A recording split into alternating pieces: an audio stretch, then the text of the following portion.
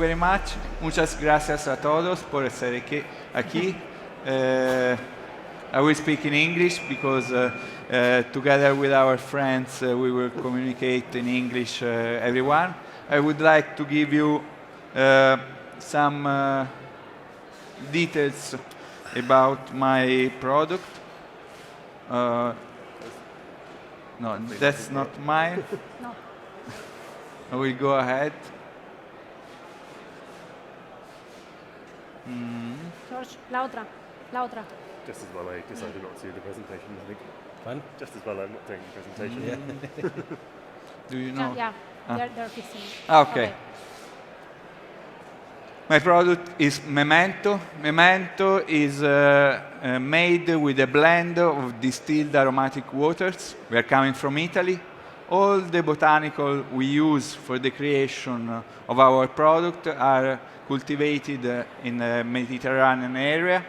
One of the pillars of our product is, as you can see, the rosemary, a romero. And we do a distillation, a steam distillation, of singularly each plant, and we obtain together with the blend of this product these 4 elements we have MeMento. MeMento, for this reason, is made without alcohol in any phase of the process, is without sugar, without calories, and it's vegan and gluten-free. For us, it's a great alternative, a base for the creation of each non-alcoholic drink. So my project started in 2017. In my whole life, I was an engineer. I'm also today an engineer. But MeMento project was born after I made an MBA program in Milan in 2015, starting in 2015. And then after two years, I had to present a project work about the creation of a startup.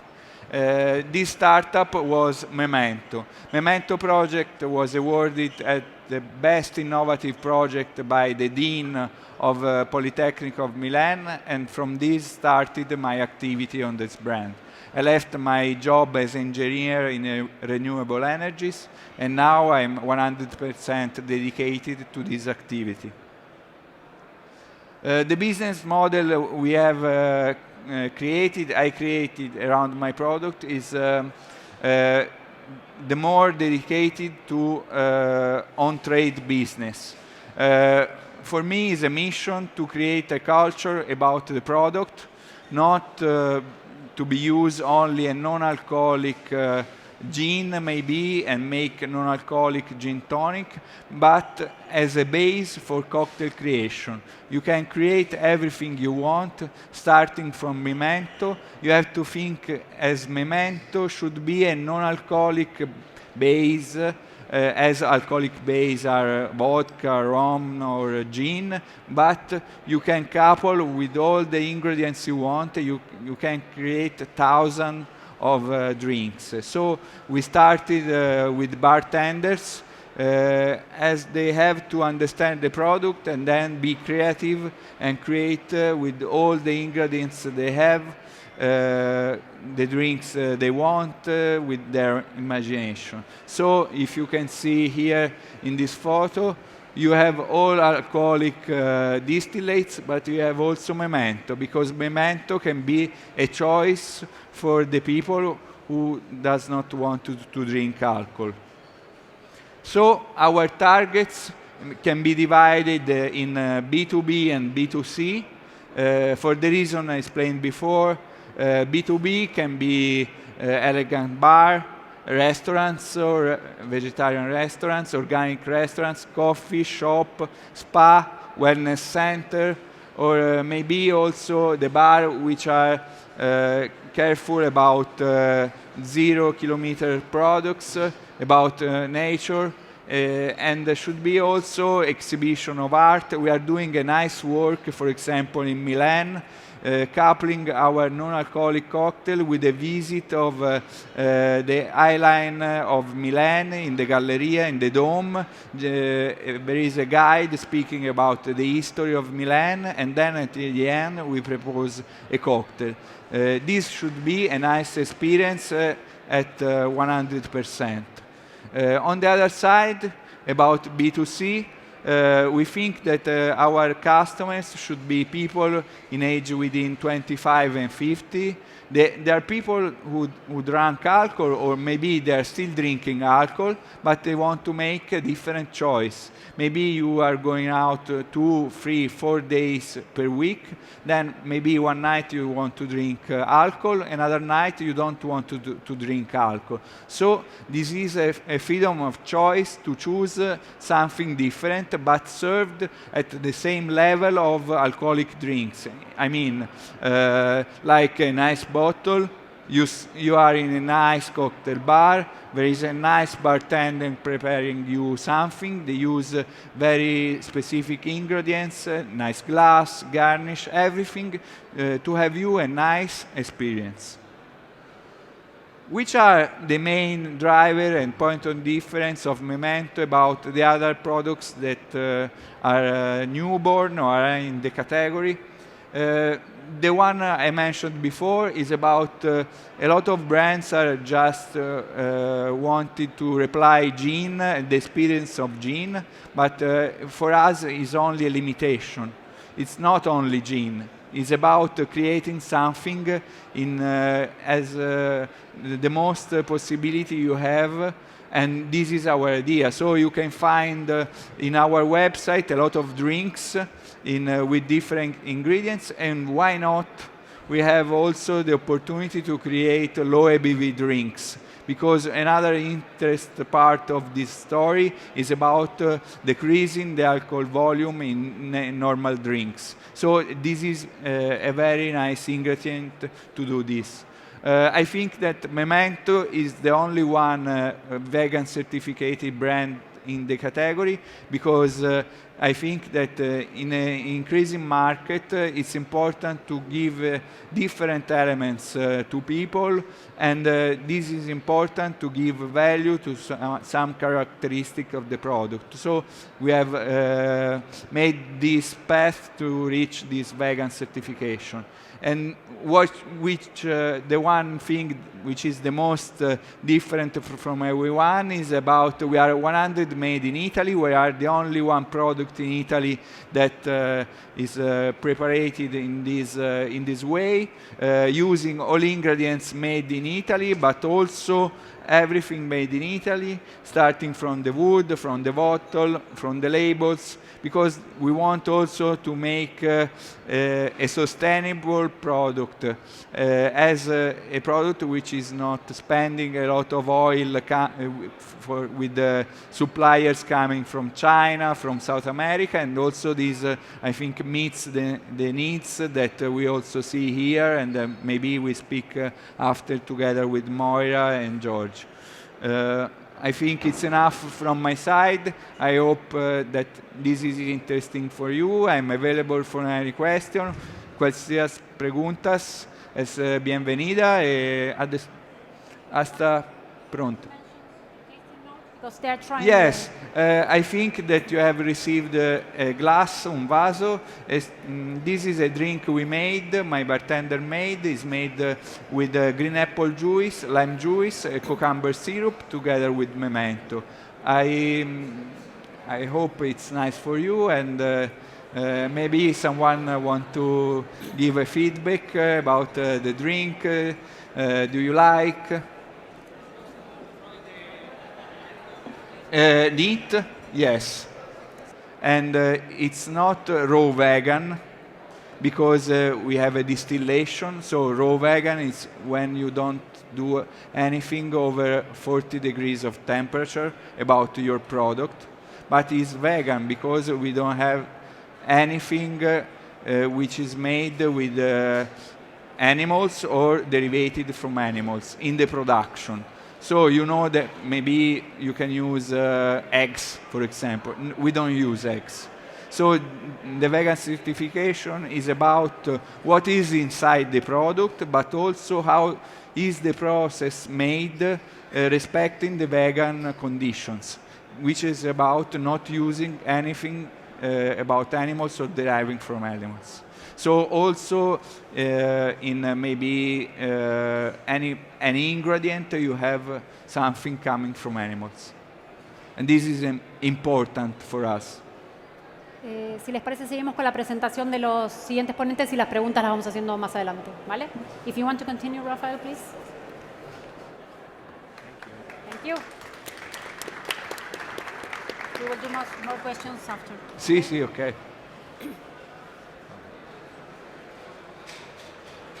Hi, my name is Raphael, and thanks for having us here. I'm accompanied by my business partner and good friend Gerald, with whom I founded this little.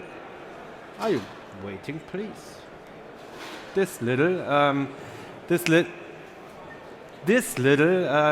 gin brand called Siegfried, named after a in some parts of the world famous saga hero who slaughtered a dragon and took a bath in the dragon's blood.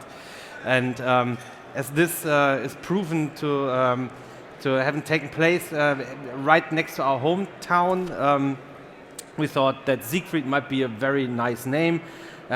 We added, back in the days in 2014, we added linden blossom as the key botanical in order to have a reference to the brand name, and we were actually quite successful with this venture. We received some awards, like all around the globe. We got really high awards for the taste of the product. Got some design awards, and are ranging among the top selling gins in Germany. And there again, 18 botanicals, and currently we're exporting to 11 countries. Got some awards. This is just a part of them. And then in 2016, as we are very strongly engaging in social media, we thought on the 1st of April we have to make a joke or some kind of funny thing on the April Fool's Day prank. And we announced, just as a joke, a non-alcoholic version of our gin. So when we posted this one on Facebook, it's still there. You can check it out. You have to scroll a little, but you'll find it. We just finished our first business year. We were like right in the middle of trying to get all the orders fulfilled, and we were gin producers. And there were a significant amount of people asking for a bottle of this, because there were different reasons for that. There were pregnant women, there were older people who were not allowed to drink anymore because of medication. There were passionate car drivers, male and female, who said, we want to have this. There were yoga hotels asking for a non-alcoholic version. And like the first 3, 4, 5 requests, we were laughing. We were really like, haha, that's one of the best jokes we ever made. We fooled them all.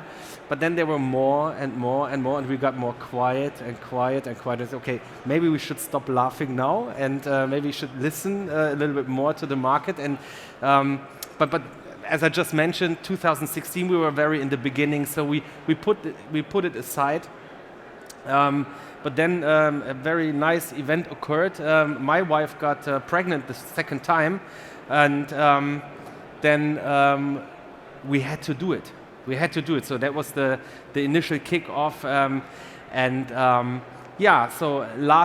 it wasn't last year, but the year before, 2018, on the 24th of August, the date of birth of my beautiful little daughter, we launched Siegfried Wonderleaf. So we took our brand name that was well established in the market. We are gin producers, and we still are.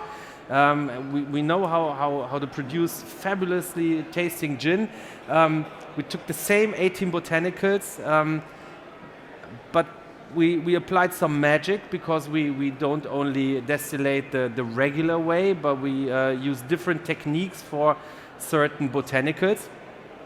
And we came up with the first non-alcoholic gin alternative product in Germany, which currently, so at the moment, if you check Amazon Germany, for example, category gin, the second best-selling product in the category gin is actually not a gin, but it's our product. So we are selling better than all major brands, but Monkey 47, which is okay to be one behind Monkey 47. Yes, by means of pricing, it's maybe also interesting. Siegfried Wonderleaf comes in an 0.5 liter bottle. That's the same iconic bottle we use for Siegfried gin, and we retail it in Germany for 18.90 euros. Which, if you have the 29.90 retail price we have for our gin and deduce all the alcohol-bound costs in the product, this is still a quite reasonable and fair price for a product that's actually harder to produce than the regular gin. For us, and to make a long story short,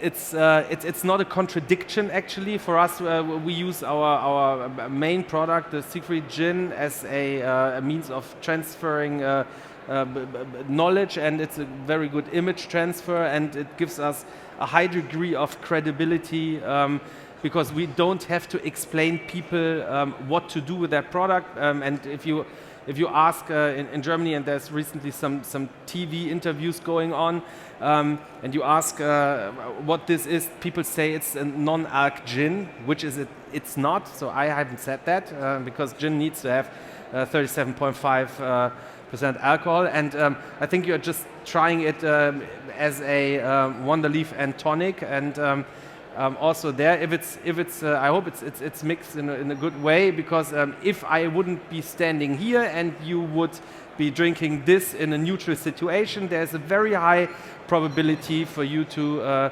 think that this might indeed be a gin and tonic. At least this is what blind tastings have shown. Yes, I don't want to waste too much time because I think we're going to chat a little bit more later. If there are any questions, feel free to ask them whenever. Thank you. Thank you, Raphael. Paul?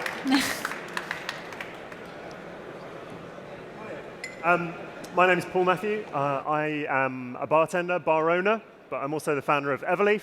I do not have a presentation, so you just have me and a bottle, and it will be shorter. But I launched Eveerleaf January last year, so we've been going for 1 year now. And I launched it primarily because we have so many more people coming through our bars in London who want to drink great drinks, but don't necessarily want alcohol to be part of that. So we are seeing more and more consumers each year who want to come out, they want to have a great night in a bar, but they don't want to drink a lot. Maybe they want to drink a little, maybe they don't want to drink at all, but we want to give them a great experience, we want to give them a great flavor drink, we want to give them something that has the same story and complexity of any of the alcoholic products on the back bar. So that was really my impetus for starting Eveerleaf. How I've created Eveerleaf and the rest of the story behind it is from the other part of my background. I've been bartending for 25 years, but when I started, I was a conservation biologist who bartended in the spare time to make some money. And so my background is in conservation biology, and for the first 10 years of my career, I was traveling around the world looking at how to help communities conserve their natural resources, conserve their, particularly plants, by using them sustainably, and by increasing the value of them by telling the stories of where these ingredients were coming from. So I had projects in Vietnam looking at plants there, I had projects in southern China looking at magnolias, I had projects in Brazil looking at sustainable use of rainforest plants there. And so with that background in mind, I really wanted to kind of draw out some of the botanicals, choose the botanicals carefully, make sure I was sourcing them sustainably, and tell their story a little bit. So that was kind of the other half of the background, something that was non-alcoholic but had an interesting, complex story that was interesting as anything else we had on the back bar. Bartenders love to talk about products. They love to talk about gins from Germany. They love to talk about Bourbons, they like to talk about mash bills, they like to talk about botanicals, they like to talk about agave growth cycles, all this kind of fascinating stuff if you're a bartender. Sometimes consumers like it, sometimes they don't. But I wanted Eveerleaf to have that complexity of story. The other thing I wanted it to have was complexity of flavor. So for me, some of the non-alcohol alternatives were either fruity and sweet or watery and not very complex. So I wanted to add something that had lots of different layers of complexity. So I worked on the aroma, the color, the flavor, but also the texture. As a bartender, texture is a really important part of what makes a drink, whether we stir a drink, shake a drink, what temperature we serve it at, whether we're talking about tannins in wine, or different mouthfeel from different types of spirit and different ABVs. That's a really important part of drinks for me. So I've used 2 different plants to give Eveerleaf texture, which I think makes it stand out as something a little bit unique. So we use gum acacia from acacia trees across the Sahel region of Africa, so a semi-arid acacia tree, which is traditionally used in gum syrup, so that adds a silky texture. And we also use something called voodoo lily, which is something I knew from living in China, which is a big tuberous bulb that has a massive flower that comes up once a year. And that's not really used at all in the drinks industry, and it's been a real pain to work with. But as I'm sure everyone else here would say, non-alc is not an easy category to work with. It's a challenging category. It's a new category. We've had to develop a lot of new techniques to get things to work properly. But voodoo lily gives a kind of weight of mouthfeel, so that hopefully you get a better evolution of the flavor on your palate. Have you got Eveerleaf in front of you yet? Not sure you do. Hopefully the Eveerleaf will be coming out in a minute. But when you do get it, have a swill around, smell it, get all the aromas coming off, taste it and get the flavor development across your palate, and notice the texture as well, because it's something I've worked really hard to get. In terms of the botanicals and the flavor profile, I started like building, well, Jared Brown from Sipsmith talks about having an orchestra of flavors and having a balance between the woodwinds and the brass, and I talk about a graphic equalizer because it's a bit more simple, and I kind of punched up the aromatics, and then the mid palate with sweetness and richness, and then bitterness on the end for that complexity of mouthfeel and journey. So we start with things like vetiver, which is more traditionally used in the perfume industry, very aromatic root, and that's sourced from Haiti, from a project that works with communities in Haiti to improve their livelihoods. Then we also have saffron on there. My father was a botanist, so all the time I was growing up, I was learning about plants, but when I was young, he was writing 2 books, one on crocus and one on iris. So we have saffron in here from the crocus flower, which is sourced from Spain, incidentally, Spanish saffron. And then we have orris root from the iris, which distillers will be very familiar with. Orris root is a great fixative, helps the flavors work together.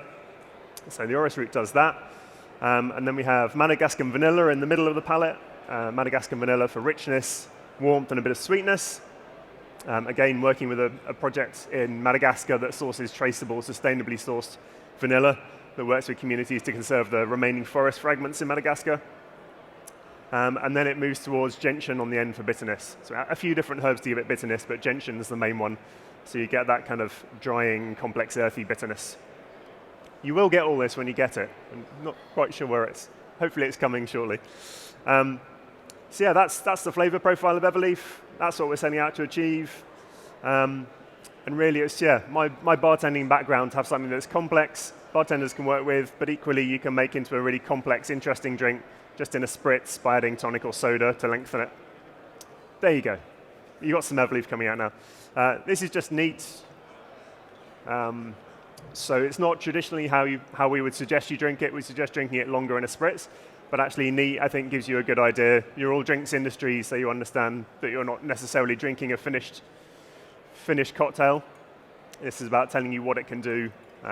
So get the aromas coming off in that glass, then a bit of texture, then a nice bitter long finish on it as well. But yeah, I'm happy to talk about any of the production techniques, any of the botanicals we use. We use loads of different techniques to extract them in the best possible way, from maceration to steam distillation to traditional alcoholic distillation, because we do have alcohol used in the production process of Eveerleaf. So it's non-alcoholic but not alcohol-free, which is maybe something we'll touch on later, because I know we have completely non-alcoholic and we have some element of alcohol perhaps in your production, secret production. Mine has some element of alcohol in it, but it's classed as non-alcoholic. similar to orange juice or bread or bananas. So that's me. Any questions? I'll be around, happy to answer any questions. Thank you, Paul. Okay. Antes de las preguntas, yo les voy a hacer un par de preguntas, pero si quieren después vamos preguntando, ¿vale? What do you think is driving this? Most of you talk about how people were asking you as a joke. That was really funny, because people are demanding this, consumers. What do you think is driving this change in tasting? I'd say there is a severe trend going on with consumers who start thinking about what they consume, what they drink, what they eat, how they behave, what they like. There's a rethinking in so many areas, and in drinks industry, it's nothing different. I'd say that's one of the bigger drivers there. Yeah, I would say that the big connection from my point of view is about food, what happened to food. We have seen in Italy, but everywhere in the last 10, 15 years, moving to more natural foods, organic foods, biological. Pay attention about intolerances and allergies. About 50 years ago, maybe people were lactose or gluten intolerant and nobody knows about this. Now we have the instruments, the tools to understand about this and to stay better and to stay healthy. So we want to choose what fit our body, what fit our healthiness, and this is about also drinking. So this is an opportunity to give customers something healthier, something that can reach them about their needs. Okay, Paul, what do you think? For me as a bartender, it's been interesting to see the demand being driven by consumers. Often we feel it's us driving that demand. Try this new gin, try mezcal, it's great. Try sherry, we want to push more sherry on consumers in the UK. But we were a little bit surprised when the whole non-alc thing really took off and we had people coming and say, have you got any non-alcoholic gin alternatives? And we were a bit kind of, oh, I suppose, yeah, we've probably got something. We'll make you something. We'll do a non-alcoholic mojito or something like that. And we were quite slow to embrace it. I think we're only now really realizing that consumers really want viable alternatives. They don't want to be treated like children when they want a non-alcoholic drink. They want something that's as interesting, as complex, it's carefully thought through and crafted, and we're just getting that now, and that's why we're seeing so many brands succeeding. I think we've now got a range of stories we can tell behind the bar, but I think people are, as we've said, we're wanting that because we recognise that alcohol is inherently not good for us in excess. We're all trying to moderate to a degree. Those of us in the drinks industry probably need to moderate more than others. If you measure yourself against the biggest drinker in the bar, you always seem to be not drinking very much, but compared to the average consumer, perhaps that's not right.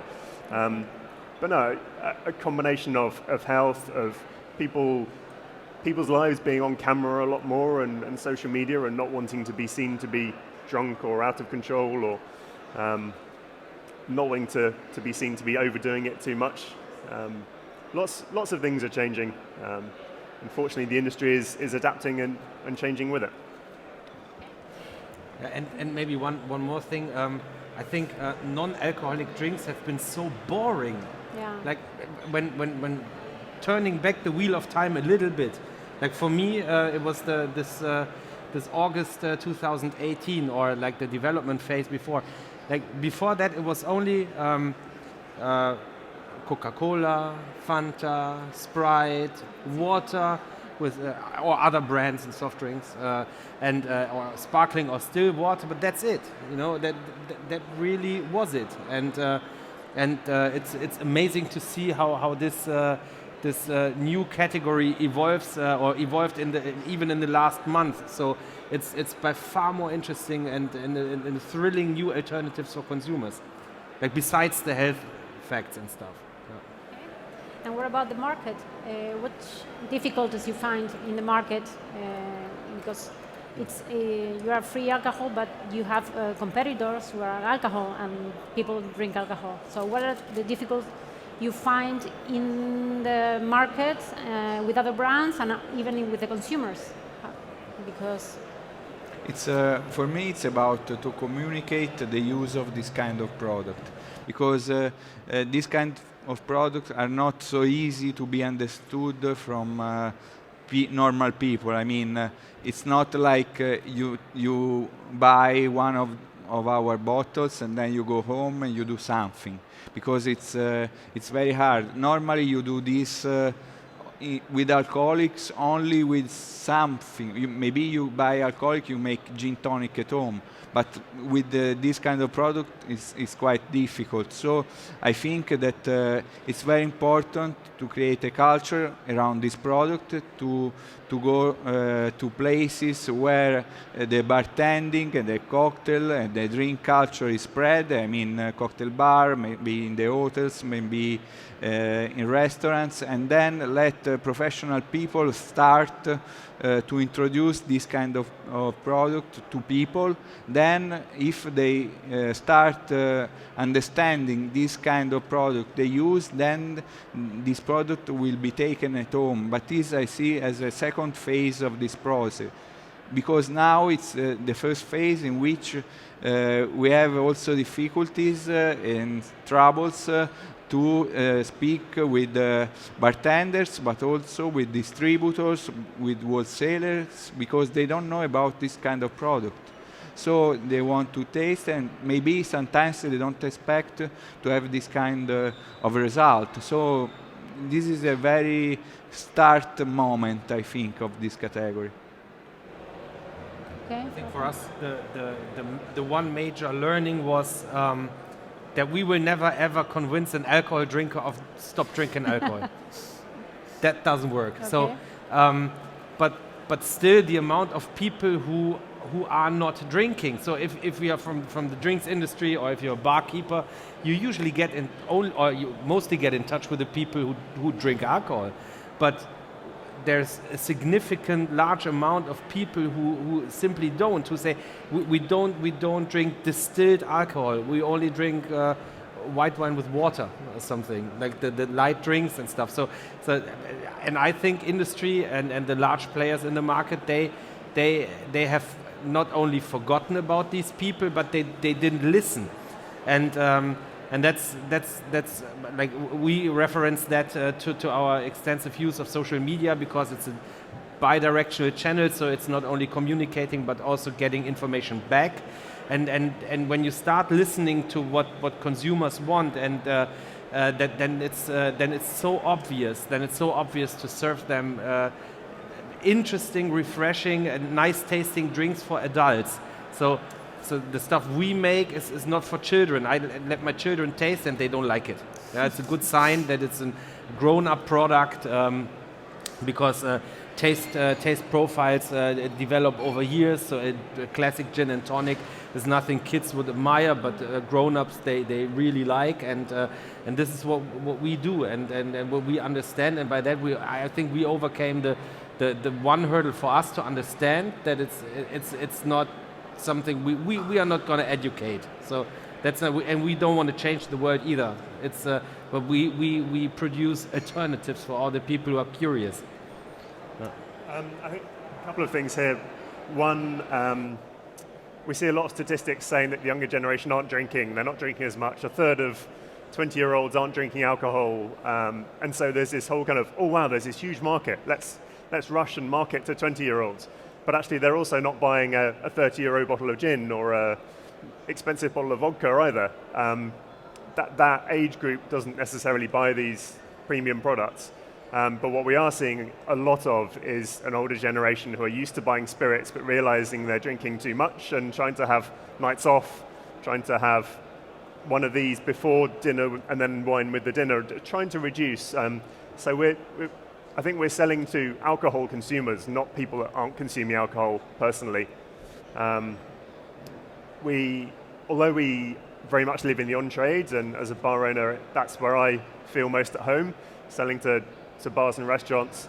we're actually seeing the volume come from off-trade sales, and it's people who are not wanting to drink necessarily Monday to Thursday. They don't want to drink on a work night, but they do drink. But they want that ritual. I'm a parent too, and when the kids go into bed, it's nice to open something, to pour a drink, to have a ritual of making yourself a grown-up drink. But you don't necessarily want that to be alcoholic every night, or you might start thinking you've got a problem. So having a beautifully branded, nice product, and you can do the ritual of making yourself a gin and tonic or whatever it is a great way of marking that transition to grown-up time. I think there's a really, really big market there. Okay. And about the market, you're not in Spain? Do you want to be in Spain? Do you think you have a market here? Do you want to? Well, I'm from the UK. I guess historically have a problem with alcohol. we drink a lot of alcohol in short periods of time as a legacy from our licensing laws. So we've known for a while now that we need to cut down. I think for a lot of Europe, moderation is more normal. So I think maybe it's taken off very quickly in the UK because of that need to moderate more. So it's really interesting for me to speak to people here and find out what you feel the market is like in Spain, whether that same thing exists or whether people are more moderate in their drinking anyway. Okay. I'd certainly be really interested to be in the Spanish market. There's a great understanding of botanicals and complexity and interesting textures and flavors here, so it'd be a fantastic place to be. Okay. Raphael? I think we shipped some. I don't know. We shipped some a few hundred bottles to an importer here in Barcelona last year, and so it should be available. So ask for Siegfried Wonderleaf. It's, might be worth it. Yes. Okay. And Eugenio, Are you interested? For the moment, we are not present in Spain, but soon we will be. And what I can say is that coming from Italy, I can see the same difficulties of Italy in Spain in some ways. I mean, we are Latin countries. We are very linked to the culture of wine, of liquors. So it was in Italy in 2017 when we started. So I think that it's not easy as it can be in UK or US to shift to this kind of non-alcoholic product. I see, for example, in London, they give value for non-alcoholic drinks. Maybe in Latin countries, we don't give so much value about a non-alcoholic drink as for a stereotype, we don't consider a drink that has a value behind, some cost and so on. So in any case, I see in 2018, 2019, a big increase in consumption in Italy. So this is making me very positive about the development of this kind of products also here in Spain. So if you are an importer, please call me and I'm available for taking MeMento everywhere in Spain you are. Okay. I don't know if you have questions, preguntas antes de cerrar, que nos quedan unos minutitos. That not very many people in the industry know how to bottle a non-alcoholic spirit. That's something like bottling. You know, if there's alcohol, you can everybody can fill alcoholic liquid into bottles. Or there's many people who can. But if you're talking about non-alc spirits, it's a little bit more. It's tricky. You know, there's lots of tidiness and you have to work terribly clean. Yeah. So like the slightest bit of dust can create crazy outcomes. I can tell you. I've seen lots of stuff. Yeah.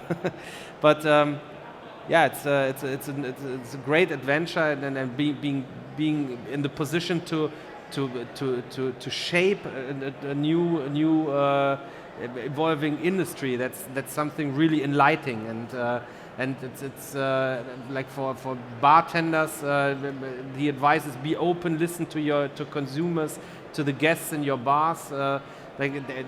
Because they are the ones who spend money, yeah? and they pay the bills actually, yeah. And don't refuse to give them great drinks. That's Otherwise, other people will do it. Okay. George, ¿preguntas? Allá.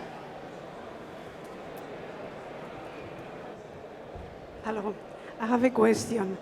How long keep this product in good conditions from the time you open the bottle? I mean, there is not many people who drink things without alcohol, and you open a Un bottle. poquito más alto. How long this keeps this product good in good conditions? If you open the from the bottle, time you how much open the time? bottle. If you have this in the bar and you have not so many clients, you have to keep it in a fridge in special conditions, or how this works from the time you open the bottle. If you need a special conditions while you open. Coming from the bar background where our products are served, we said, okay, this got to be a clear liquid for us, as just being a kind of gin, clear liquid that has to have the longest possible shelf time for our valued retailers in order to fearlessly buy the stuff and try selling it.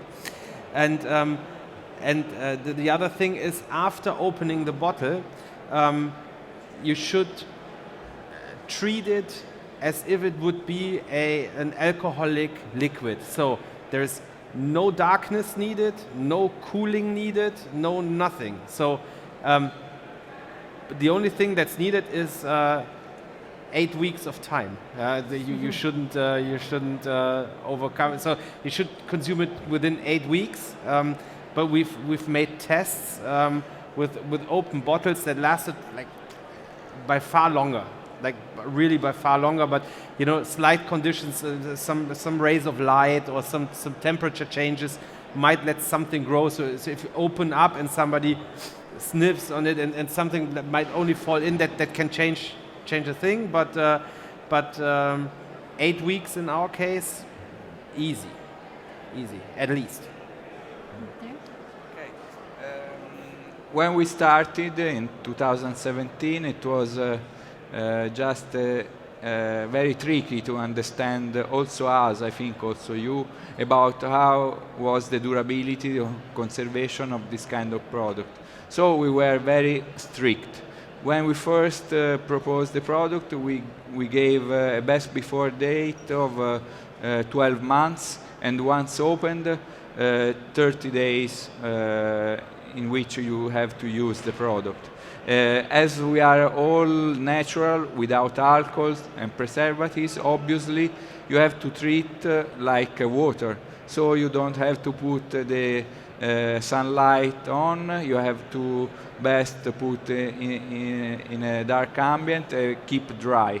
Then after these 2 years we passed, we made the aging test about the product, and now from 2020 we can say we can give a best before date of 2 years from the production, and then 90 days opened.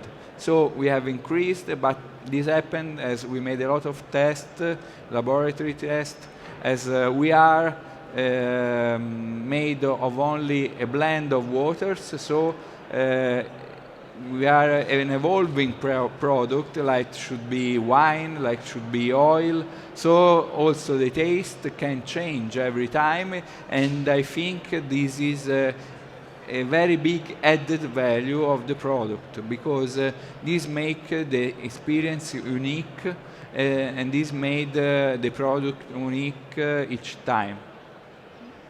Paul? Same answer. 90 days, essentially. 90 days. Thank you. We do have sugar in Eveerleaf, though. So for me, aperitif, the flavor profile needed a bit of sweetness. So we have about a third of the level of traditional aperitifs, without naming any brands. And it's organic fair trade cane sugar. But that means that we do need some preservatives in there to prevent growth once it's open. Because as a bartender, I want it to be open on the back bar for 3 months. So yeah, we say 90 days, and that's the only non-natural component is the preservative, and they're very standard food preservatives. But we're working on ways to get rid of those at the moment. We're looking at natural alternatives to those, so hopefully that will be something coming later this year. We do have some light sensitivity as well. Saffron is a little bit sensitive to light degradation, So that's one of the reasons why we have a big label on the bottle to reduce the amount of lights hitting the liquid. But it's fine for 12 months unopened. Okay. Okay, we have to finish. I don't know, one more question if you want to ask. If not, we are any? Okay, thank you very much for coming. Say thank you to George and Moira and Thank you. Cocteleria Creativa Group for inviting us. It was very nice to be here because I think, and also I think it's the idea of my colleagues is about spreading culture and give freedom to people to choose something different. Thank you very much. Gracias. Thank you for coming.